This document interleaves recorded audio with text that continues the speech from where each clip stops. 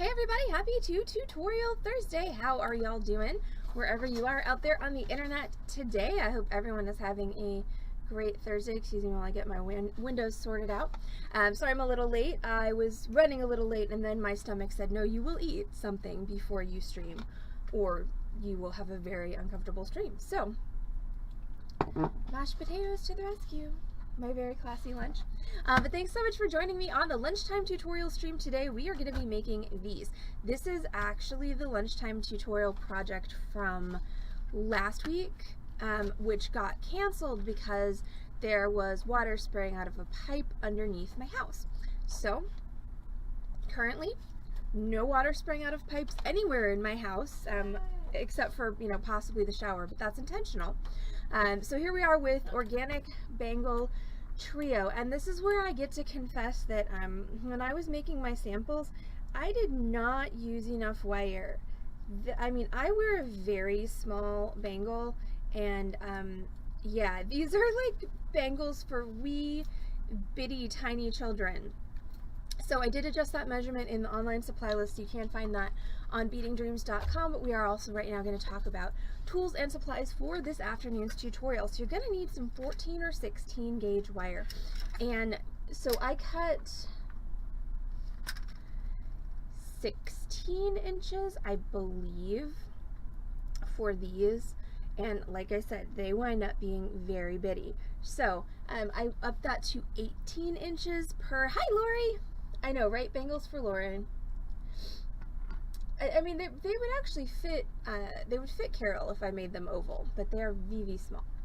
And also, by the way, these are not technically bangles.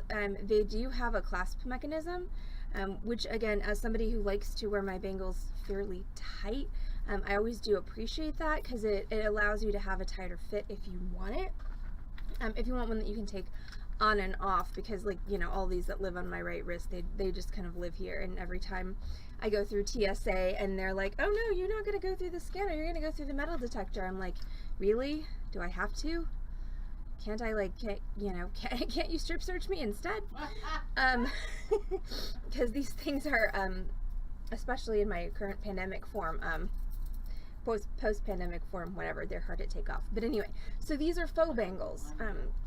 So that's also really nice if you have much larger hands than you have wrists. It's also nice for guys, because I have, every time I have a man ask me to make him a bangle bracelet, my immediate response is, you really don't. Because men's hands typically are so much bigger than their wrist that it's like once it gets on there, it just like practically goes up to their elbow. But anyway, okay, tools and supplies. So 14 or 16 gauge wire, 18 inches per bracelet. Okay, so if you're making 3, that would be 4.5 feet. 24 gauge wire. I like it in a contrasting color, but you don't have to. You could use the same color, but I am using some sterling silver. 24 gauge. And as far as supplies go, literally that's it. You don't need anything other than 14 and 24 gauge wire. And there's, there's flexibility here. You could use 16 gauge, you could use 22 gauge. I wouldn't recommend 26 just because it's going to be really prone to like getting caught on things and unraveling, which which is not desirable. As far as tools go, you are going to need, of course, your 3 basics. That's going to be your chain nose pliers, round nose pliers, and your wire cutters. You're also going to need something a little bit bigger, so I'm going to use my bail making pliers, but you could also use like a pen or a Sharpie marker for that purpose. You are going to need a file. Okay, we have, we're cutting the ends of our wire blunt on the end of our hook, so we're gonna need to file that down, otherwise it is going to snag on things and it's gonna scratch, it's gonna hurt, it's gonna be a menace to society. So we need a file, possibly also some sandpaper to sand that down, and then you are gonna need a bracelet mandrel. And I have chosen to hammer the ends of my bangles. I've chosen to hammer this loop part here, and I've chosen to hammer the rest of my bangle. That is not necessary. That was an artistic choice on my part. If you don't have a steel bracelet bracelet mandrel upon which you can hammer. You can hammer this part flat on a bench block. This part you would, if you don't have a steel mandrel, you'd probably want to skip the hammering on this part, because if you hammer this flat and then try and bend it, it's going to be really hard to bend in a circle, because what the hammering does is it flattens it, it hardens it into the shape that it's in when you're hammering it. So bracelet mandrel, preferably steel, can be round or oval. Mine, as you can see, is round. And that's it. Oh, and if you want to hammer it, you can also obviously gonna need a chasing hammer. Ta-da! And of course, since I am a little late, since I was inhaling potatoes, and I actually did literally inhale some potatoes as well, which didn't make the stream start any more quickly, because then I was coughing up a lung. I'm just going to go ahead and make one bracelet for y'all today, because it's exactly the same. The only thing that's different, and this is just something that you can play around with, is if I'm going to do these as like a stack, I like to do different patterns of wrapping that 24 gauge decorative wire on them. So like this one, I've got it, I'm always going to have it here, and I'm always going to have it here, because that's a structural thing. But then the rest of this, you know, you need to have at least one section of wrapped 24 gauge wire, so that these two wires don't just kind of like sprawling apart from each other. But other, you know, anything above and beyond one is strictly for decorative purposes. So in this particular stack, and this is probably because I was in a hurry when I made them, is I have one that's one wrap dead center, I have one that's one wrap off center, and then I've got one that's 3 wraps. What I might have done had I, and actually just looking at the positioning of this, what I had probably intended and then was in such a hurry I forgot, was to do another one over here, because see how the off-centeredness of this, like this is staying pretty nicely, but this over here is trying to get a little wonky. So if I put another one here exactly opposite this one, it would hold things better. So you can do as much or as little of that decorative wire wrapping as you want. Like I said, one is necessary. You gotta have at least one, preferably dead center on the bottom, to hold it together, or 2 that are off center, and then you can add as many more as you want. I'm just gonna go ahead, since I am only gonna do one bangle for you today, I'll go ahead and do the 3 wrap version for you. So I'm gonna cut myself 18 inches of my 14 gauge wire. Once again, you can use 14 or 16. As someone who works with wire a lot, and I know some of you are people who work with wire a lot, you probably know 14 gauge is pretty hefty. It is a pretty thick and gnarly wire. So if you have any issues with your hand strength, I would definitely recommend 16 over 14. Also, I'm using bronze. Bronze and brass are going to be a little bit stiffer and harder to work with than sterling silver or copper. Copper being the easiest wire that you can possibly work with, and sterling silver wire, if you get dead soft, is also pretty easy to work with. Brass and bronze are going to be your least easy metals with which to work. So again, if you have issues with strength in your hands, go down a gauge, go to 16. And then also, you know, consider at least starting out with copper. Okay, so I'm going to measure now and mark the center of my wire. So I cut 18 inches of wire, which means my center is at 9. And this is one of those projects where, so here's my center mark, where there's nothing wrong with having too much wire, because you can always cut wire off at the end before you make your hook clasp. But what you can't do, as of course I discovered when I was making my sample, is you can't be like, grow, wire, grow big and strong. It does not work. So I'm going to take my bail making pliers and I'm going to grab at that center mark. And so I'm going to use the largest section of my bail making pliers. So my goal here is I need to make a loop that's big enough that this hook clasp will function, which means that basically the entire length of the hook needs to be able to come up through that loop and snap in place. And there's one of these that is a little, this one? Yeah, okay, so this one's actually verging on the loop being too small. See how that, it'll go. I can force it, but it's not nearly as easy as this other one where the loop's a little bit bigger. So I'm going to use the biggest part of my bail making pliers, and I'm going to grab on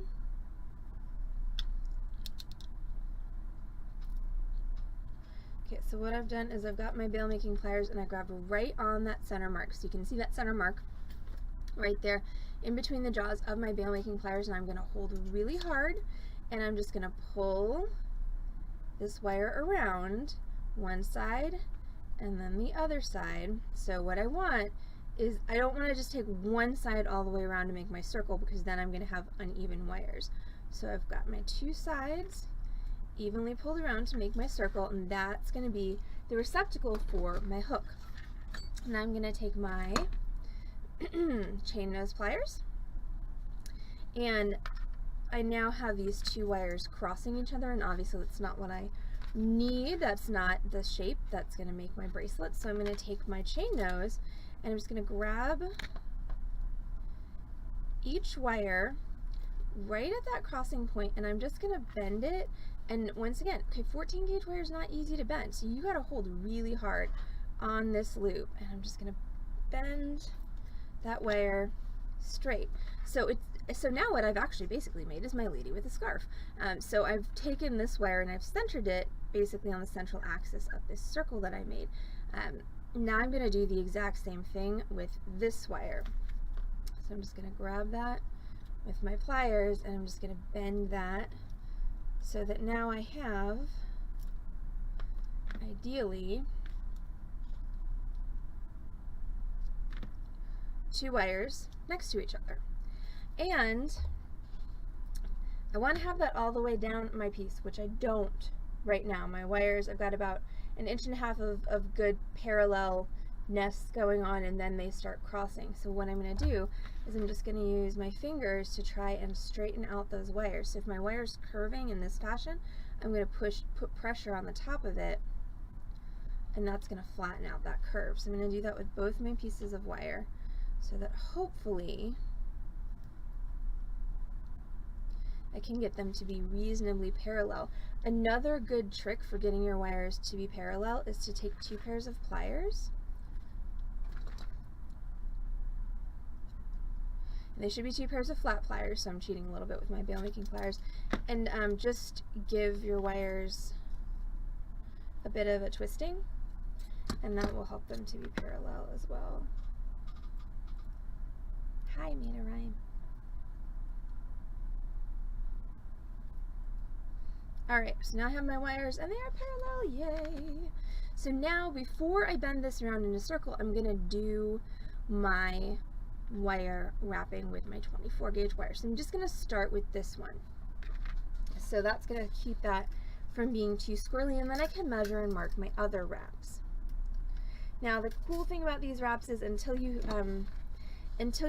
and actually even after you hammer over them, you can slide them somewhat.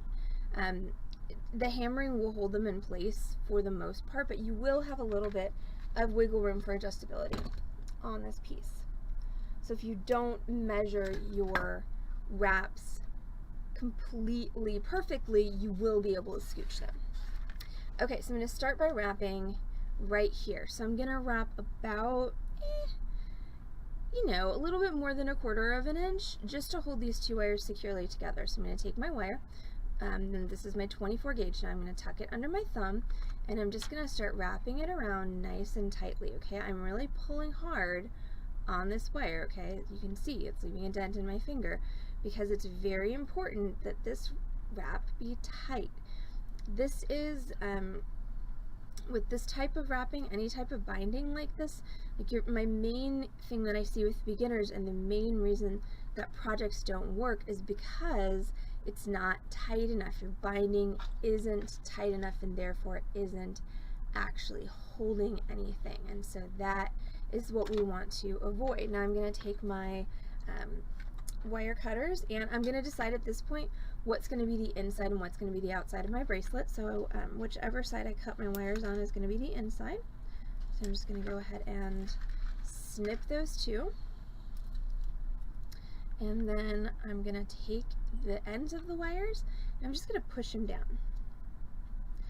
And then I'm going to take my pliers and I'm just going to crimp that whole wire construction nice and flat. Now, your typical bangle bracelet is going to be between 7.5 and 8 inches.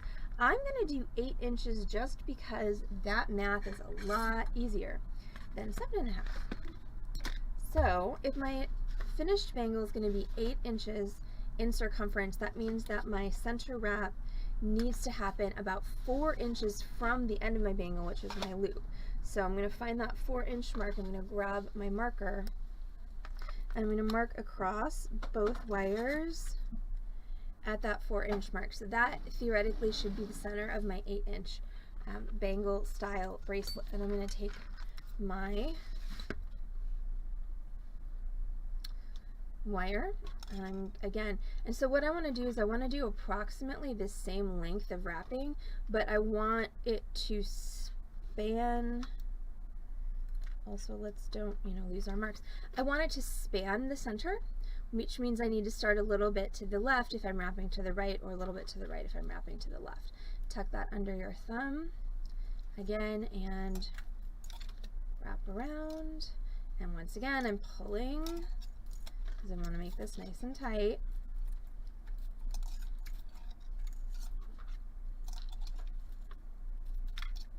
Now, if your wraps get a little far apart like mine did, you can literally just use your fingers to squish them together. And then once again, let's pay attention to what is the inside of this bracelet. And the answer is, it is this side here, which means that I actually need to take my beginning wrap, I just need to unwrap it a little bit, and then we're going to trim. Trim,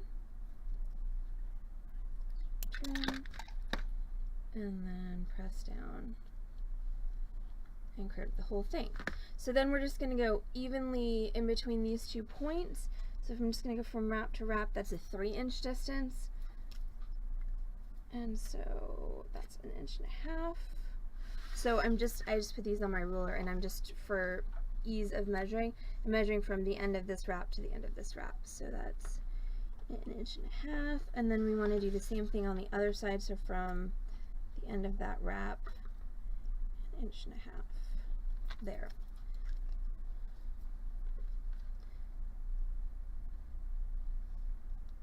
Yeah. Okay, so then I've got 2 more lines. I'm going to wrap there, and I'm going to wrap here. Which means oh, and I didn't actually tell you how much of your 24 gauge you needed. And it is completely dependent upon how many wraps you choose to do on your bracelet. If you're just going to do 1 in the center and the 2 at each end, you can get away with about 12 to 16 inches of 24 gauge wire.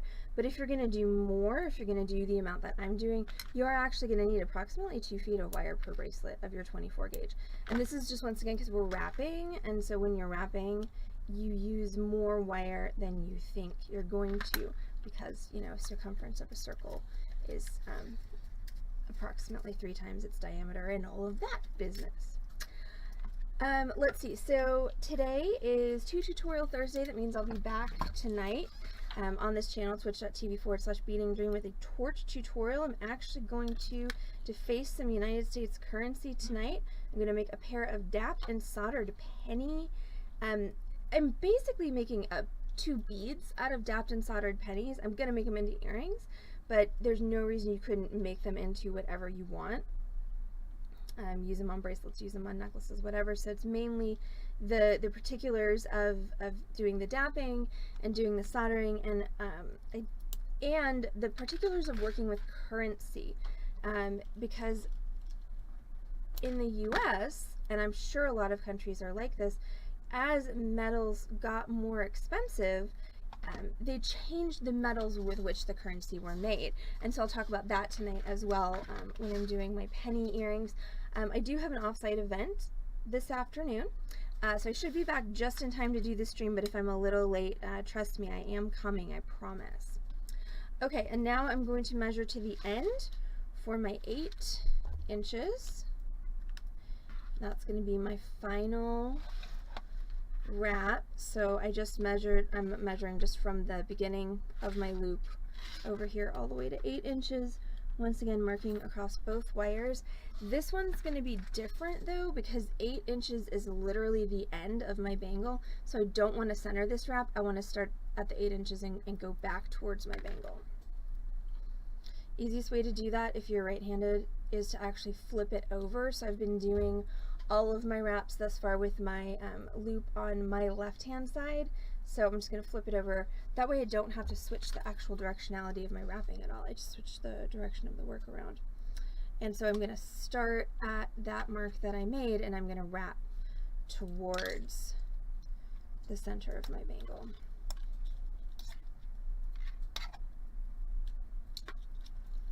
And once again, make sure you keep everything nice and tight.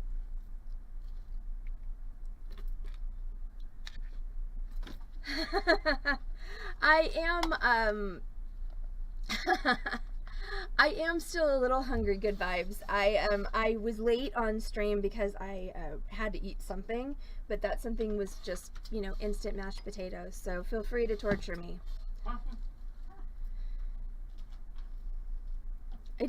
I have chicken too. It's just I was, you know, going for quick. So what are you eating, good vibes? Okay, so I trimmed these, and now I'm going to press my ends down. Okay, and then I'm going to bend this around my mandrel and hammer it before I cut these down. The reason for that being that sometimes things slip and slide a little bit when you bend your bracelet around, and you don't want this to fall off the end. So now I'm just going to take my mandrel, I'm going to take my bracelet, I'm going to go up significantly higher on my mandrel than I think I'm going to need because my wire is going to spring up a lot. So I'm going to grab, place my loop right there at the center of my mandrel, except I'm going to do it on this side because my thumb is stronger than my other fingers, and I'm just going to wrap this around, and I'm going to overlap it. So you want to wrap it around as many times as it'll go. So I've got like 1 1/4, and then watch what happens to this when I let it go. See how much bigger that got? It's always easier to make it bigger than smaller. So now what I'm going to do is I'm just going to slide it down my mandrel until this, this wrap lines up with the end of this circle here.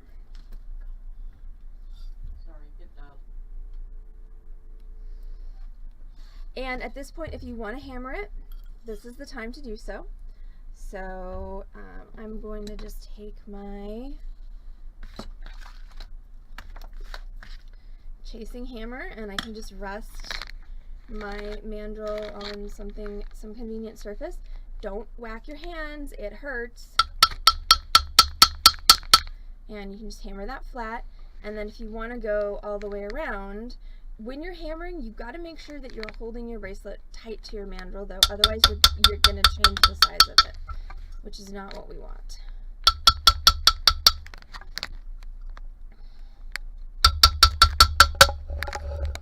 Don't hammer your wraps, just hammer in between them.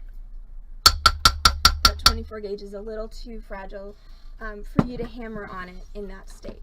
Alright, so that is my now hammered and shaped bracelet. It's pretty sturdy. So now I can take my round nose pliers and just grab these last 2 wires here. And what I want to do is I want to flip them right up at that wrap that I made. And I want to flip them up so that they make a nice little hook, like so. I'm going to trim it off. Basically, I'm going to go about half the distance of that wrap that I made. Trim that off. Try not to shoot your ends at anybody. Luckily, there's not a heather there for me to shoot at. Okay, hold on.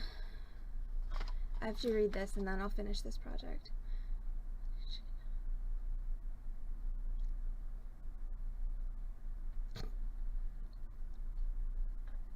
That's both hilarious and sounds delicious. Now I want to make black bean and chili chicken. So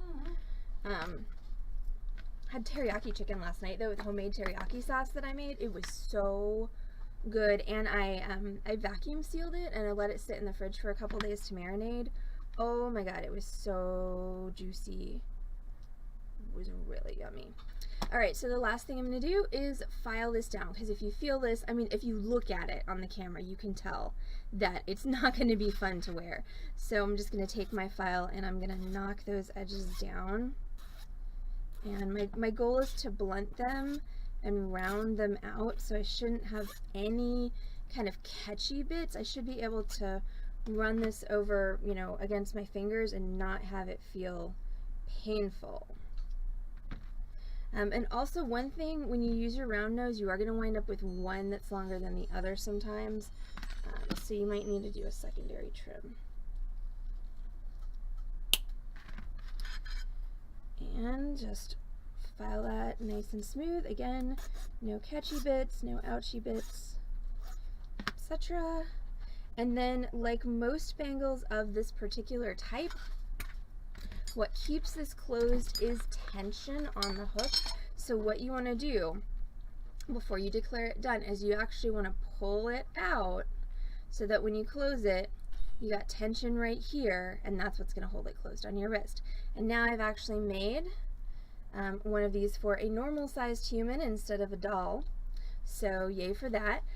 So this is 8 inches. So like I said, I actually wear a pretty small bangle, so 8 inches is what's standard in the industry here in the US. It's a little big for me. So what I would suggest is, you know, taking a tape measure. Typically it's around this area of your hand for a bangle, but again, since this has a clasp, just take a tape measure around, you know, give yourself some leeway and figure out what you're gonna need as far as length goes, and then you want to pretty much double that and add 2 inches to make sure you've got enough to do all that.